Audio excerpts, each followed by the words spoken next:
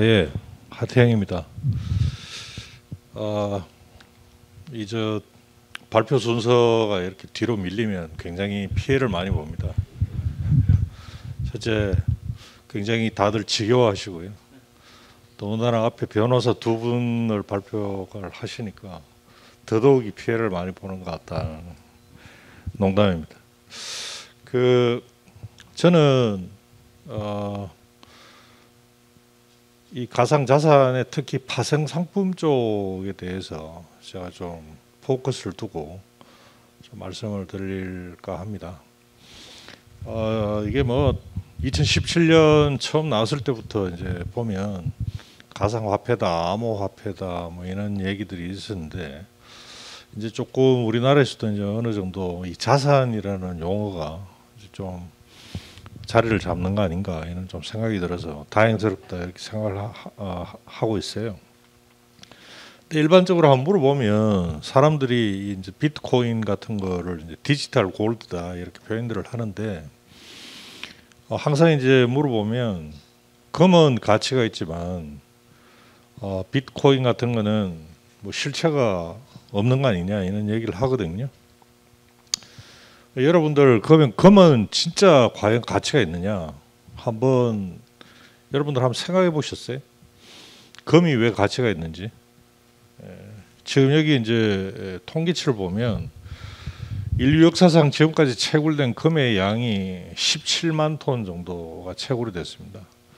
근데 지금까지 사용된 금의 사용처별 비중을 보시면 장신구가 52%예요. 장신구라고 하는 건 대부분 금 목걸이 금반지입니다. 여러분 금 목걸이 금반지는 왜 사람들이 할까요? 반짝반짝거리기는 하지만 기본적으로 가치가 있다고 믿기 때문에 하는 겁니다. 그다음에 투자 목적의 금괴가 16%고 각국 중앙은행이 보유하고 있는 게 18%예요. 지금 여기 보시면 미국이 제일 많이 들고 있는데 한 8,000톤 정도 들고 있습니다. 고금용은 12%, 뭐 기타용도 2%인데 결국은 금의 88%가 실제 사용과는 전혀 무관하게 그냥 사람들이 이게 가치가 있을 거라고 생각해서 들고 있다는 거예요.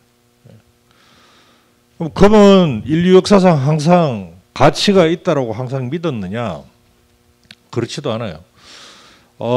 유럽 사람들이 특히 금에 대해서 굉장히 집착이 강했어요. 1519년 에르난 코르테스라고 하는 사람들, 이 사람이 굉장히 유명한 사람인데 왜 유명하냐 하면 멕시코에 있던 나라를 멸망시켜 버렸거든요. 이 사람이. 근데 그때 당시 한 몇백 명 되는 군대를 끌고 와가지고 멕시코를 완전히 아작을 내버렸습니다. 근데 이때 이 사람들이 가보니까 이 멕시코에 금이 널려 있는 거예요. 근데 사람들은 금을 전혀 줍지도 않아요. 그러니까 미친 듯이 이제 금을 맞고 이제 막 긁어 모으기 시작한 거죠. 그러니까 아즈텍 사람들이 오히려 묻습니다. 아니 왜 그렇게 미친 듯이 금을 긁어 모으냐?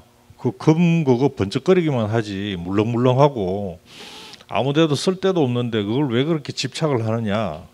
이때 이 사람이 대답한 말이 굉장히 유명한 말이에요. 나와 내 동료들은 금으로만 나을 수 있는 마음의 병을 앓고 있기 때문이다. Disease of the heart라는 이런 표현을 씁니다. 그러니까 이 말이 뭐냐면 결국은 금이 왜 소중하냐? 소중하다고 믿기 때문에 소중하다는 겁니다. 그럼 왜 이렇게 소중하다고 생각할까요? 일단 제일 첫 번째 위조가 불가능합니다. 금은 위조를 할 수가 없어요. 고대 이집트부터 그리스, 로마, 이슬람까지 계속 연금술이 유행을 합니다. 연금술이 뭐죠, 여러분? 다른 금속을 금으로 바꾸는 겁니다. 한 번이라도 성공했나요? 성공할 수가 없죠. 뭐 덕분에 연금술 때문에 화학이라는 이런 학문이 이제 나타납니다만은 두 번째는 영속성입니다. 금은 세월이 아무리 오래 흘러도 변하지 않죠. 수천 년 전에 무덤에서 발굴한 금은 먼지가 조금 묻어 있을 뿐 털어내고 나면 똑같이 반짝거립니다. 그다음에 희소성, 금은 널려 있는 게 아닙니다. 캐내는데 굉장히 많은 공이 들어야 되는 희소성이라는 거죠. 자, 이 세 가지 때문에 금은 귀한 거예요. 그러면 비트코인과 한번 비교해 볼까요? 일단 위조가 불가능하냐? 비트코인은 한 번도 소위 그 해킹에 성공하지를 못했어요. 두 번째, 영속성. 비트코인은 인류와 역사를 같이 합니다. 역설적으로 모든 소스 코드를 갖다가 다 공개를 해버렸기 때문에 없어질래 없어질 수가 없어요. 세 번째, 희소하죠. 130년 동안 2,100만 개 발행되고 끝납니다. 자, 그러면 금이나 비트코인이나 뭐가 다르냐 하는 거죠. 우리의 인식의 차이라는 말씀을 제가 드리는 거고, 여러분들 이 얼마나 우리 사람들이 지금 가지고 있는 소위 귀중하다, 소중하다, 화폐다, 자산이다 하는 데 대해서 제가 말씀을 드리는 게, 남태평양의 미크로네시아에서는 거석 화폐라고 하는 게 있어요. 이 돌덩이가 화폐로 사용이 됐어요. 자세한 얘기는 시간이 이제 지나가니까 그냥 넘어가도록 하겠습니다. 여러분, 아우슈비츠의 교도소에서는 담배가 화폐로 사용이 됐습니다. 그래서 제가 드리고 싶은 얘기는 뭐냐면, 결국은 돈, 이 돈이라고 하는 게 이제 결국은 소중한 자산인데요. 금융적인 측면에 있어서 돈이다 아니면 금융자산이다라고 하는 결국은 뭐냐? 그렇게 믿는 겁니다. 사람들이. 한번 자세히 여러분들 한번 생각을 해보시면, 이 화폐론적인 입장에서 살펴보면 결국은 모든 것은 우리 인류가 그렇게 믿는 거예요. 소중하다라고 믿을 따름입니다. 그래서 여기서 보시면 이 이제 US 달러 조금 다른 용어이긴 합니다. In God we trust. trust라는 단어가 들어가죠. 코인에도 다 들어갑니다. 다 trust. 결국은 money라고 하는 거는 trust, mutual trust가 만들어낸 시스템이다 말씀을 드리는 겁니다. 그래서 그러면 최초의 이 가상자산인 비트코인은 어떻게 이 트러스트를 갖다 획득을 했느냐? 비트코인은 굉장히 특이합니다. 왜냐하면 역사상 전무후무하게 개인이 만들어낸 에셋이에요. 한 번도 개인이 발행한 이런 에셋이 전 세계적으로 통용이 된 사례가 없었죠.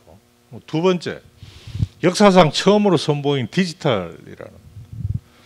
그리고는 투자 대상으로서의 특징은 이 아까 얘기한 세 가지입니다. 해킹을 할 수가 없고 위조를 할 수가 없다는 거죠. 영속성, 희소성. 그래서 많은 비판에도 불구하고 투자 자산의 한 형태로 자리 잡고 있습니다. 제가 지금도 기억이 나는 게 2017년 후반쯤 됐을 거예요. 그때 이제 바른정당이라고 이제 그랬었는데, 바른정당에서 개최한 이런 종류의 그 공청회가 있었습니다. 그때 공청회에 이제 제가 가가지고 발표를 하는데, 지금 모 법무부에 지금 아주 실세 실장님이 계세요. 그때 그분은 굉장히 지금도 아마 굉장히 비판적이실 거예요. 비트코인은 가치가 없고 1년 안에 가치가 0이 된다. 저는 이제 물론 반대 입장이죠. 그래서 이런 종류의 저거는 새로운 게 출범이 됐을 때는 그렇게 성급한 결정을 내리는 것은 위험하다. 새로운 기술이 나타났을 때는 항상 좀 더 신중하게 우리가 보고 판단을 해야 된다라고 얘기를 했더니, 그 자리에서 그 공청회, 지금도 어디 자료가 있을지 모르겠어요. 그 공청회 석상에서 저한테 얘기를 했습니다. 그럼 우리 하태영 교수님 저하고 내기합시다. 1년 뒤에 비트코인 가치가 0이 되느냐 안 되느냐 저하고 내기하시죠 라고 얘기를 했어요. 워낙 실세여서 그런지 굉장히 자신만만하셨는데 뭐 웃고 말았습니다만은 내기는 제가 이긴 것 같습니다. 그래서 이 비트코인의 법적인 성격, 제가 생각할 때는 이 비트코인에 관해서 어떤 법률을 만들거나 이렇게 할 때 모든 걸 다 담으려고 하면 안 될 것 같아요. 왜냐하면 이게 계속 앞으로도 발전하는 것이기 때문에. 그래서 지금 제일 중요한 부분을 일단 담는 게 중요하다고 생각하는데, 일단 아까도 어느 분이 말씀하셨죠. 화폐냐 증권이냐 상품이냐. 지금 이 페더럴 리저브, 이 화폐로 볼 때는 페더럴 리저브에 이제 저거고요. 그리고 뭐 제가 생각할 때는 이런 법률에 관해서 불란서 법률이다, 독일 법률이다, 스위스 뭐 이렇게 얘기들 하시는데 그 별 소용이 없어요. 결국은 모든 이쪽에 대해서 제일 중요한 거는 미국입니다. 미국. 미국이 이걸 법적으로 어떻게 성격을 규정하고 나가느냐가 제일 중요합니다. 근데 이 지금 페더럴 리저브는 화폐에 대해서는 아무런 얘기를 안 하고 있어요. SEC는 정권에 대해서는 언급을 아직 안 하고 있고, 언급을 하지 않는다는 얘기는 뭐냐면은 아직은 잘 모르겠다는 얘기예요. 그런데 CFTC는 이 커머디티를 갖다 규정하는 데가 미국의 CFTC거든요. CFTC는 2015년에 이미 커머디티라고 상품이다. 상품이 뭐냐면 자산이에요, 자산. 일단 상품으로서 규정을 했어요. 규정을 하고 나니까 이제 그 다음부터는 어떻게 되느냐? 선물, 옵션 같은 이런 파생 상품 거래가 가능한 겁니다. 왜냐하면 CFTC는 커머디티를 규정을 하는 기구고, 커머디티로 규정을 받으면 그 다음부터는 파생 상품 거래가 가능해집니다. 그래서 지금도 보면 2019년 6월 뭐 레저 X라든지 뭐 여러분 잘 아는 벡트라든지 뭐 여러 가지 지금 이제 거래들이 시작이 되고 있죠. 그런데 이 선물하고 옵션 같은 이 파생 상품은 전문 투자의 영역입니다. 일반 개인들이 사실 하기에는 문제가 많죠. 그래서 일반인들을 위한 투자 상품이 뭐냐? ETF예요, ETF. 그래서 지금 이제 보시면 이거는 지금 그 글로백스 CM에서 하고 있는 글로백스에 있어서의 지금 거래 현황을 지금 나타내고 있는데 꽤 거래가 많이 되고 있어요. 지금 오픈 인트레스트가 만 계약이 넘어가니까 상당히 지금 활발하게 지금 이미 선물 거래가 이루어지고 있다. 그리고 전 세계적으로 봐서도 이 비트코인에 관한 선물 거래를 하고 있는 거래소들이 이렇게 지금 많이 늘어나고 있습니다. 그리고 지금 이런 종류의 투자를 대체 투자라고 그러는데, 그러니까 투자의 세계에 있어서는 크게 채권이 있고 주식이 있고요. 채권과 주식을 제외한 나머지 모든 것은 뭉뚱거려서 우리가 뭐라고 부르냐면 대체 투자라고 불러요. 올터너티브 인베스트먼트라고 부르는데, 그 올터너티브 인베스트먼트에서 제일 중요한 부분 중에 이제 하나는 아무래도 부동산이 되겠죠. 근데 지금 여기서 여러분 보시면 이 크립토 커런시, 즉 가상 자산이 이미 상당히 많이 차지를 하고 있다는 걸 지금 보실 수가 있습니다. 그래서 뭐 ETF는 넘어가도록 하겠습니다. 그래서 이 비트코인에 대한 ETF 신청 역사를 보시면 2017년도에 윙클보스 형제가 세계 최초로 SEC에 이 ETF를 신청을 합니다. 윙클보스 쌍둥이죠. 이 두 양반 유명한 사람들인데, 이 양반들이 이제 신청을 했는데, 아까도 얘기를 드렸습니다만은 이 SEC는 비트코인은 규제 대상이 아니다. 지금 SEC는 아직까지는 이 가상 자산에 대해서는 손을 대기를 거부를 하고 있어요. 그래서 거부를 했습니다. 그 뒤에 2018년도에 또 했는데 또 거부당하고, 윙클보스 형제는 훨씬 더 이제 많이 시간도 지났고 더 많은 서류를 보완을 해가지고 금년 초에 다시 신청을 했는데 또 거부당했어요. 그런데 지금 미묘한 상당한 변화가 이미 지금 일어나고 있습니다. 왜냐하면 SEC의 커미셔너가 소수 의견을 발표를 해가지고 찬성을 했어요. 그래서 전체적으로는 거부를 했는데 이미 찬성하고 있는 사람들이 늘어나고 있고, 플러스 SEC는 퍼블릭 코멘트를 받겠다라고 밝혔어요. 이 ETF를 일반 대중들이 원하느냐 원하지 않느냐는 거를 코멘트를 해달라.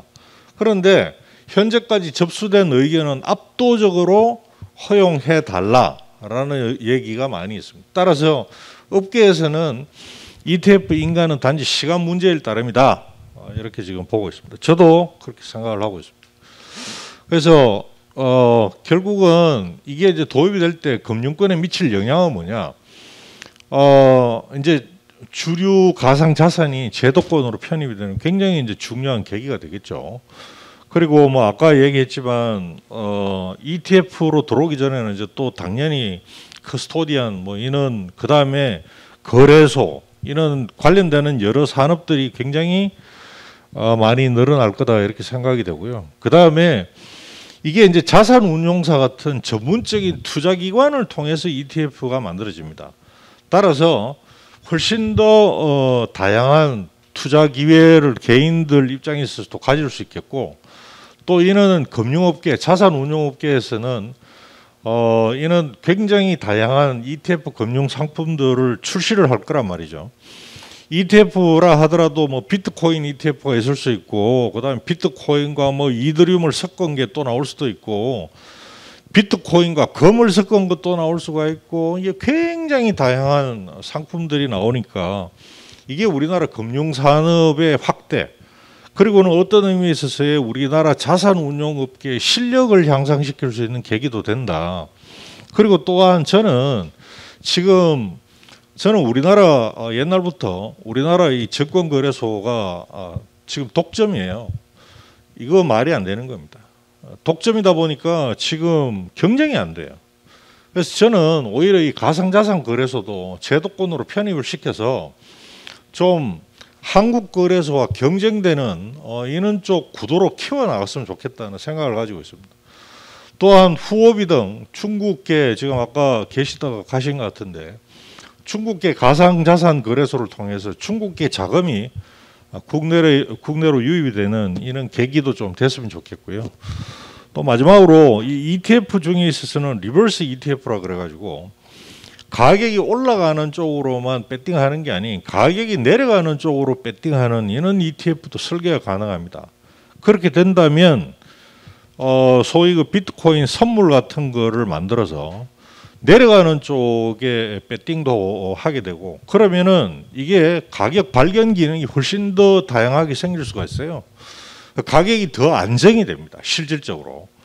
이게 그 리버스 ETF 있는 게 없다 보면 한쪽으로만 올라가게 돼가지고 너무 빨리 올라갔다 너무 빨리 꺼지는 이는 큰 저게 발생이 될 수 있는데 반해서 훨씬 더 소위 그 거품이 있는 이런 것들을 제거를 할 수 있는 이런 쪽 측면도 있다. 그래서 지금부터 이제 이런 뭐 당장 입법화되기는 힘든다고 이제 봅니다만은 이런 논의를 통해서 이제부터 본격화한 파생 상품의 파생 상품화, 그로 인한 금융 산업의 확대, 이런 것들이 좀 논의가 되는 계기가 됐으면 좋겠다 이런 생각을 가지고 있습니다. 감사합니다.